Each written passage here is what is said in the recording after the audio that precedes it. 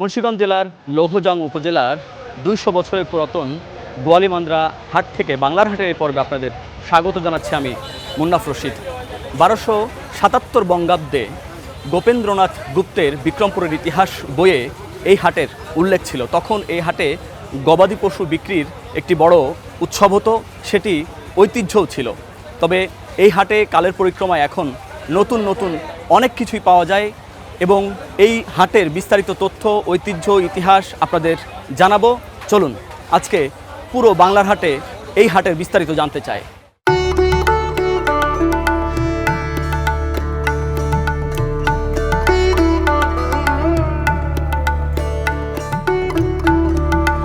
দেশে যে ৭টি জেলা আলু উৎপাদনের শীর্ষ রয়েছে তার মধ্যে মুন্সিগঞ্জ অন্যতম। মুন্সিগঞ্জের আলুর খ্যাতি রয়েছে দেশ জোড়া। আমরা এই গোয়ালিমান্দ্রা হাটের এমন এক প্রান্তে রয়েছি যেখানে আলুর ব্যাপক বেচাকেনা হচ্ছে। আলু সকাল থেকেই একবারে খুচরা এবং পাইকারি দুইভাবে বিক্রি হচ্ছে, জমজমাটভাবে বিক্রি হচ্ছে। এই যে দেখছেন এখানে কিন্তু বিভিন্ন ধরনের আলু রয়েছে, ছোট বড় নানা ধরনের আলু রয়েছে। একজন ব্যবসায়ীর সঙ্গে কথা বলতে চাই। কেমন আছেন? আলহামদুলিল্লাহ। কত বছর ধরে আপনি এই ব্যবসা করছেন? আমি ৩২ বছর ব্যবসা করি। ৩২ বছর? আবার ধান চালের ব্যবসা আরো বেশি। আচ্ছা, আপনার এই আলু ব্যবসা কেমন চলছে এখন? এখন ব্যবসা খারাপ আর কি, মানে বিকায় না, আলু কম বিকায়। কেন? দাম কম দেয়, এই জন্য কম বিকায়। কেন কম? কেন কম? আলু বিকায় বেশি, ব্যবসা কম। তো আজকে কত কেজি বা প্রতি হাটে আপনি কত কেজি করে বিক্রি করতে পারেন? ২০০ কেজি, ৫০০০ কেজি, ১০০০ কেজি। তো এই আজকে কত কেজি বিক্রি করলেন? আজকে ৪০০ কেজি। ৪০০ কেজি বিক্রি করছেন? কত করে গেল আজকে বাজার? ২-৩ মন বেশি, এক দাগে দাগে বেশি। ৪০০ টাকা এমন, ২০০ টাকা এমন, ৫০০ টাকা এমন, ৮০০ টাকা এমন, আবার ১০০ টাকা এমন। এটা যে ছোট আলু, এটা কত করে মন গেল? ২০০, ২৫০, ৩০০। ছোট ছোট আলু এগুলা। আর এইগুলা এই যে ১০০ টাকা এমন, ২০০ টাকা এমন, ৩০০ টাকা। ১০০ টাকা মন, ২০০ টাকা মন। আর এই যে পিছনে যে আলুগুলো রয়েছে ৫০০ টাকা এমন, ৬০০ টাকা এমন, ৮০০ টাকা এমন। মানে এই বাজারটা কি এখন কি কম যাচ্ছে না বেশি? বাজার এখন কম যাইতেছে। কম যাইতেছে কেন? বাজার মন আলু গ্রাম ভরা। আচ্ছা আচ্ছা, এই জন্য না। ওকে, ভালো থাকবেন। আলহামদুলিল্লাহ।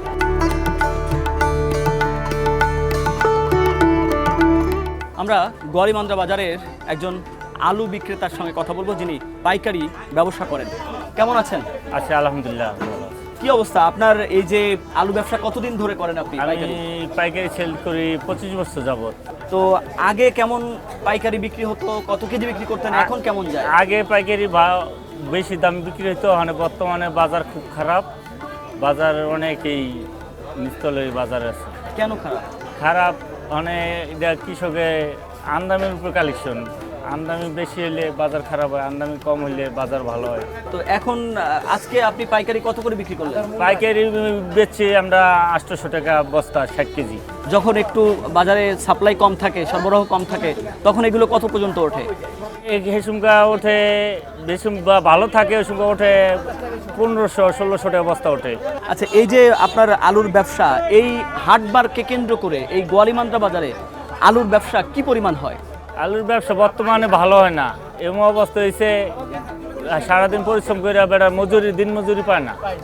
সার্বিকভাবে একটু যদি জানতে চাই যে আসলে কত কেজি বা কত মন আলু হাটবারে বিক্রি হয় এই জায়গায় সার্বিকভাবে? এই জায়গায় সব দোকান মিললে মনে করেন কেজি তো বলতে পারবো না, মন মনে করেন ২-২৫০ মন আলু বিক্রি হয় এখান থেকে। হ্যাঁ, লস খাইতে খাইতে অনেক কৃষকের কিছু থাকতেছে না। কেজি পরে জমিতে পরে ১৫ টাকার উপরে কেজি, এখানে বেচলে ১২ টাকা ১০ টাকা ব্যস্ত হয় পাইকারি। আর খুচরা বেচে লোক ৮০ টাকা ৭০ টাকা পালা। এইতে বাজারে খাজনা খুজনা দিয়া, গাড়ি ভাড়া দিয়া দেখা যাইতেছে বেশি টিকে না, অনেক লস হয়ে যায়। এই কারণে গোয়ালিমান্দ্রা হাটে অনেক নাই, আগের মতো বেচা কিনা নাই।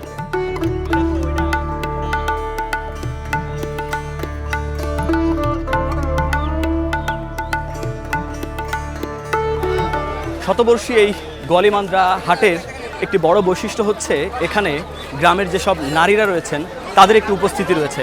বেচা বিক্রি থেকে শুরু করে অর্থনৈতিক কর্মকাণ্ডে তাদের উপস্থিতি পাওয়া যায়। পাশাপাশি কিশোর কিশোরীদেরও কিন্তু আমরা এখানে দেখেছি, তারা শখের পশু পাখি এগুলো কিন্তু কেনেন এবং আমরা একটু দেখতে চাই তাদের এই ব্যবসায়িক কার্যক্রম।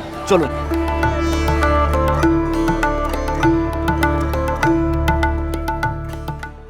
কি কিনতে আসছো তুমি? হ্যাঁ, কি কিনতে আসছে? না একটু বলেন, বাচ্চার জন্য কিনতে আসেন, ছেলের জন্য?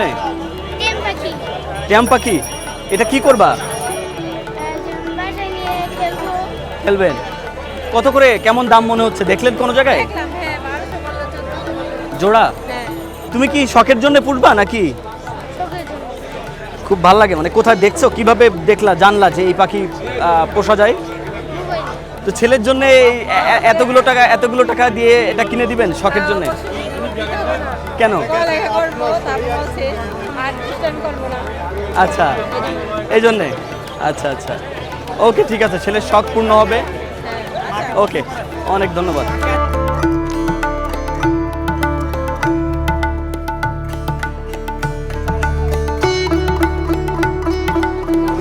আমরা আগেই বলেছি যে এই বাজারে পশু পাখির যে বাজার রয়েছে, বিশেষ করে পাখি বেচা কেনা হয় যেখানে, সেখানে অনেক তরুণ উদ্যোক্তা আসেন তাদের শখের পাখি কিনতে। তেমনই একজনের সাথে কথা বলবো। কি অবস্থা আজকে? ভালো। কি কিনলা? কবুতর কিনছে এক জোড়া, কি কবুতর এটা? গিরিবাস। গিরিবাজ, দেখি এটা কত করে নিচ্ছে? দিচ্ছে 700 700 টাকা জোড়া। জোড়া। তো কয়টা আছে তোমার কবুতর? 10টা। 10টা? এটা সহ 10টা নাকি আর এটা সহ 12টা হবে? এটা সহ এটা নিলে 12টা। 12টা হবে। তো তুমি এটা কেন, মানে এটা বাড়িতে এত পুষো কেন? শখ। শখ, হুম, এছাড়া কিছু না? হ্যাঁ, না। তাই? পরে এটাতে বিক্রি করে তোমার লাভ হবে, তাই তো? বেচলে লাভ হয়, আর না বেচলে না। আচ্ছা,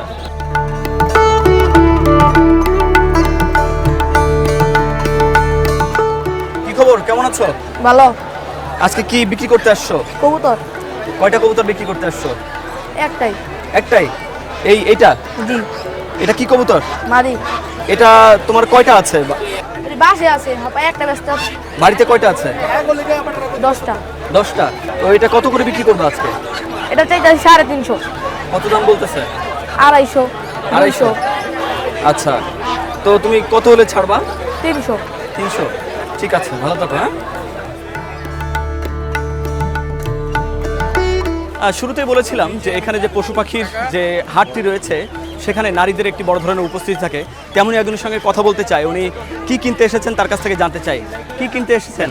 আমি হাঁস কিনতে আসছি। হাঁস কি খাওয়ার জন্য নাকি পোষার জন্য? না, আমি পোষার জন্য। পোষার জন্য? তো কি হাঁস কিনবেন আজকে? আমি হাঁস কিনবো বেলজিয়াম, তারপর চীনা হাঁস, তারপর আপনার দেশি হাঁস আছে, অনেক নানান পদের হাঁসই আছে আমাদের আচ্ছা, এখানে, আমাদের গলিমান্ডা হাটে। প্রায় এখান থেকে বিভিন্ন জিনিস কেনেন? বিভিন্ন জিনিস কিনা হয় আমাদের। হাঁস কি এবার প্রথম কিনছেন নাকি? না না, আমি প্রায় কিনা হয়েছে, আমার পালন করা হয়েছে, বিক্রি করা হয়েছে, খাওয়া হয়েছে হাঁস। আচ্ছা আচ্ছা, ওকে ঠিক আছে, ভালো থাকবেন।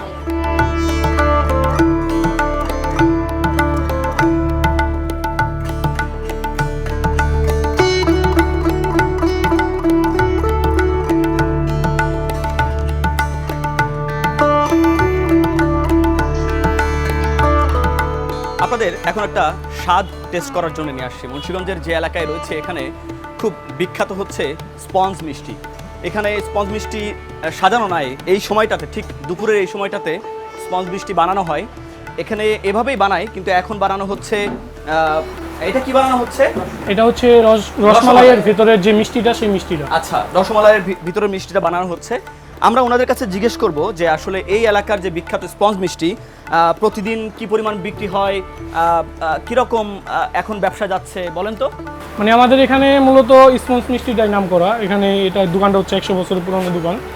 তো এই দোকানটায় সবসময় মানে রেগুলারলি আপনার 5 খোলা 6 খোলা মিষ্টি যায়। স্পঞ্জ মিষ্টি যেটা, আচ্ছা, এটা আপনার সবসময় অর্ডার থাকে। অনেক দূর দূরান্ত থেকে মানুষ আসে, মানে 64 জেলার মানুষ আমাদের এখানে আসে মূলত স্পঞ্জ মিষ্টিটা। এই স্পঞ্জ মিষ্টির জন্য জি, এই আপনারা কি কেজি হিসেবে বিক্রি করেন নাকি? না, এটা হচ্ছে পিস হিসাবে। এটা হচ্ছে পার পিস আপনার 200 টাকা কুড়ি পরে, পার পিস পরে 10 টাকা পিস। পার পিস 10 টাকা? হ্যাঁ, এটা অরিজিনাল ছানার মিষ্টি। হ্যাঁ। আচ্ছা, তো আমাকে একটু দেন তো, আমি একটু টেস্ট করে দেখি আপনাদের এই বিখ্যাত স্পঞ্জ মিষ্টি কেমন। এবং শত বর্ষ অতিক্রম করেছে এই স্পঞ্জ মিষ্টি। আমরা এখন সেটি একটু টেস্ট করে দেখব। এতগুলো দিলেন? হ্যাঁ, এতগুলো কি খাইতে পারবো? হ্যাঁ পারবেন। এই যে স্পঞ্জ মিষ্টি দেখেন, একবারে বাটি ভরে দিয়েছে। একটু খেয়ে দেখতে চাই আসলে কেমন। স্পঞ্জ মিষ্টি যে নরম হয় সেটি বোঝা যাচ্ছে। এখন একটু খেয়ে দেখি। সত্যি অসাধারণ। এটা আমরা এখন খেলাম, আমরা এখন দেখতে চাই যে আসলে কিভাবে কারিগররা বানাচ্ছেন। গরম গরম এই যে স্পঞ্জ মিষ্টি রয়েছে সেটি আমরা এখানে কিভাবে বানানো হচ্ছে দেখতে চাই। চলেন।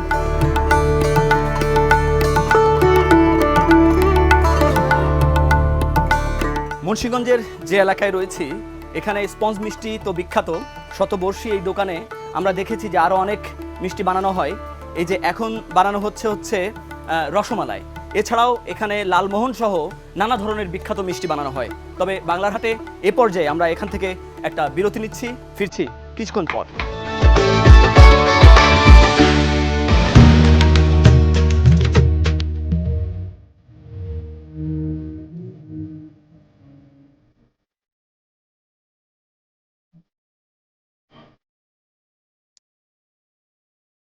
বিরতির পর ফিরে এলাম।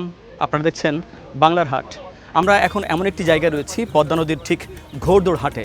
সেখানে এভাবেই নৌকায় করে কিন্তু একবারে পিতলের কলসিতে গরুর দুধ নিয়ে আসছেন এবং এখান থেকেই তারা এপাশে যে হাট রয়েছে সেখানে নিয়ে যেয়ে তারা বিক্রি করবেন। কিছুক্ষণ পরপরই এমন নৌকা ভর্তি কিন্তু যে কলসি নিয়ে আসছে একবারেই গরুর খাঁটি দুধ।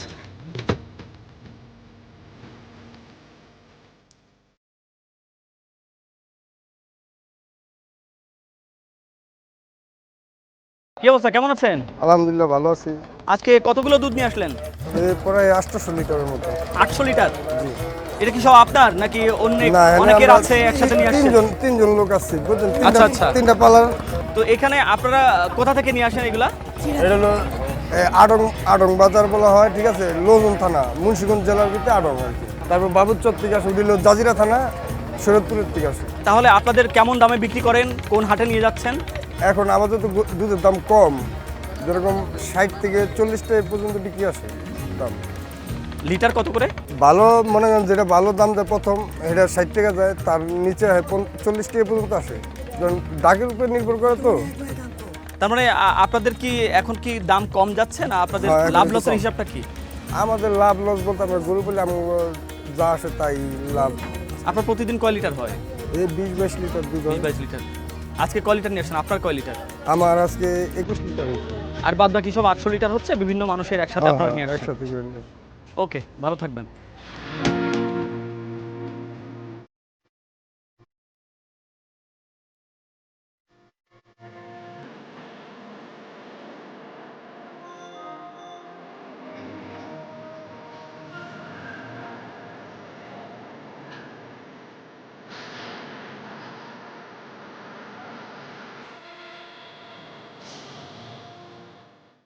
পদ্মার বিভিন্ন চর থেকে প্রথমে নৌকা ট্রলারে করে এবং এরপরে ভ্যানে করে এভাবেই এই ঘোড়দৌড় বাজারে দুধ নিয়ে আসেন যারা চর থেকে দুধ বিক্রেতা রয়েছে, গাভী পালন করেন তারা। এবং এভাবে এখানে নিলামে বিক্রি হয় এবং নিলামে বিক্রির পর তারপরে কিন্তু এখানে খুচরাও বিক্রি হয়। এখানে এভাবে খুচরা বিক্রি করেন, প্রতি কেজি দুধ 60 টাকা 65 টাকা করে এখানে পাওয়া যাচ্ছে। এমন একজন ব্যক্তির সঙ্গে আমরা একটু কথা বলতে চাই যিনি দীর্ঘদিন ধরে এখানে ব্যবসা করছেন। কি অবস্থা, কেমন আছেন? ভালো আছি ভাই, আলহামদুলিল্লাহ। কত কেজি দুধ প্রতিদিন বিক্রি করেন আপনি? এই ধরেন খুচরা বিকায় 400 কেজি, 200 কেজি, 250 কেজি, আর পাইকারি জাগোর জন্য কিনি 800 কেজি, 400 কেজি, 500 কেজি এরকম কিনি। সব মিলাই সর্বমোট আর কি 1000 কেজি, 800 কেজি এরকম কিনা হয়। তো এতে আপনার কেমন লাভের হিসাব কেমন থাকে? এই 1-1.5 টাকা আর কি প্রফিট থাকে। তাই হ্যাঁ, না, এত কম থাকার কথা না। না আমরা তো অল্প মূল্যে পাইকারি বিক্রি করি, 2 টাকা কেজি প্রতি আর কি আড়তদারি রেখে। মানে কম লাভে বেশি বিক্রি হয়। হ্যাঁ, কম দামে বেশি সেল করি।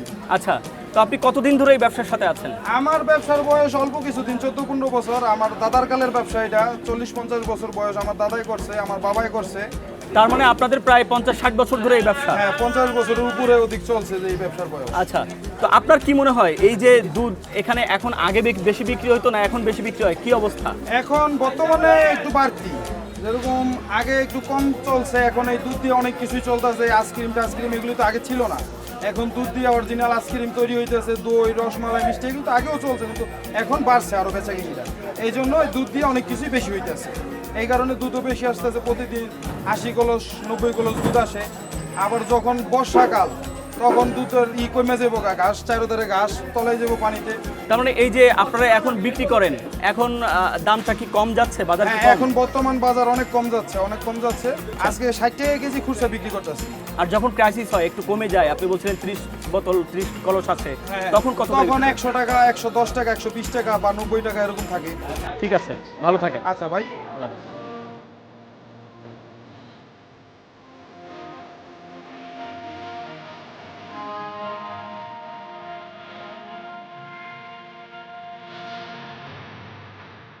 কি অবস্থা, কেমন আছেন? আলহামদুলিল্লাহ ভালো আছেন? আপনার কি আজকে নিলাম হবে না? জি ইনশাল্লাহ হবে। কেমন নিলামের নিয়ম কি বলেন তো একটু? নিলামের নিলাম হলো এটা ডাক হয় ভাই, ডাকের ভিতরে যায় 1 টাকা বেশি করবো, হ্যাঁ বিটটা পাইবো। ইচ্ছা করলে 1 কলস নিতে পারবো, হ্যাঁ। আবার ইচ্ছা করলে সব দুধ নিতে পারবো। প্রত্যেকটা কলসের জন্য কি ডাক হয়? হ্যাঁ, প্রত্যেকটা কলসের জন্য ডাক হয়। ডাক পাইলে তো আগে তো 10 কলস উড়াইতে পারে, 20 কলস উড়াইতে পারে, আবার 1 কলস উড়াইতে পারে। 1 কলসের বাধ্যতামূলক। কত থেকে ডাক ওঠান আপনারা? এটা আপনার 40, 45, 50, এর থেকে একের উঠতে উঠতে 110, 15 পর্যন্ত ওঠে। গতকাল কেমন উঠেছিল একটু বলেন তো? গতকালকে প্রথম মাথা গেছিল 61 টাকা, পরে আস্তে আস্তে নামে আইছে 40 টাকা। ঘোড়া এক একটায় কয় কেজি দুধ আছে? এটি আপনার 20 কেজি, 25 কেজি, 30 কেজি প্রত্যেকটা কলসে লেখা আছে। পরে আজকে কতগুলো এসেছে আপনারা হিসাব করেছেন? আজকে আসছে আপনার লোকা 69 কলস। 69 কলস। এখনই কি আপনারা ডাক শুরু করবেন? হ্যাঁ, এখন ডাক শুরু করবো। ওকে, ঠিক আছে, ধন্যবাদ। এই 50 টাকা হচ্ছে 50, 50, 50, 1 টাকা, 1.50, 5 টাকা।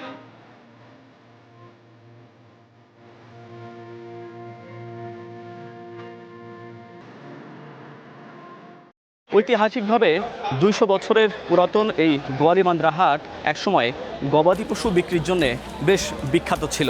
এখনও কিন্তু সেই ধারা অব্যাহত রয়েছে। প্রায় 50 থেকে 60 হাজার টাকা পর্যন্ত এক একটা খাসি এখানে বিক্রি হচ্ছে। আমরা এমন একজন বিক্রেতার সাথে কথা বলতে চাই যিনি এখানে দীর্ঘদিন ধরে ব্যবসা করছেন এবং কি অবস্থা তার ব্যবসার, আজকে কতগুলো কিনলেন বেচলেন সবই তার কাছ থেকে জানতে চাই।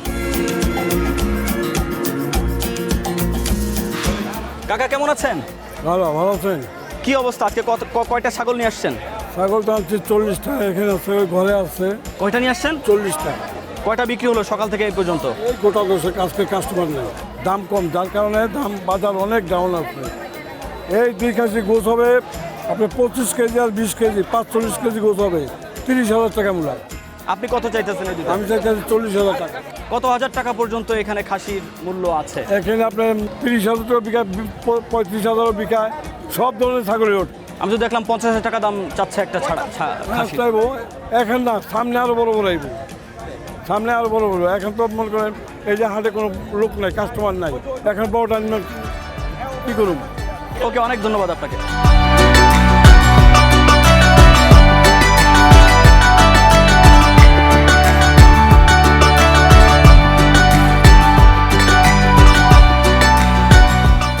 মুন্সিগঞ্জের ঐতিহ্যবাহী কাঠের তৈরি বাড়ির হাটে রয়েছে। এই বাড়িগুলো একসময় জমিদার এবং বড় বড় ব্যবসায়ীরা ব্যবহার করতেন।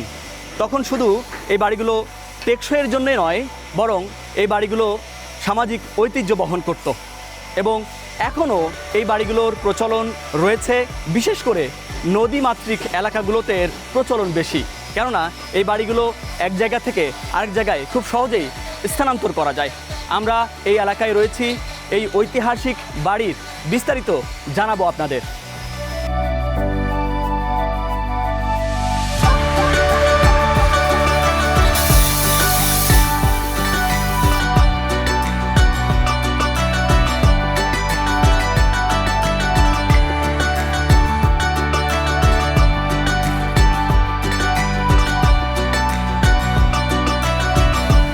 মুন্সিগঞ্জের ঐতিহ্যবাহী কাঠের তৈরি বাড়ির হাটে রয়েছি।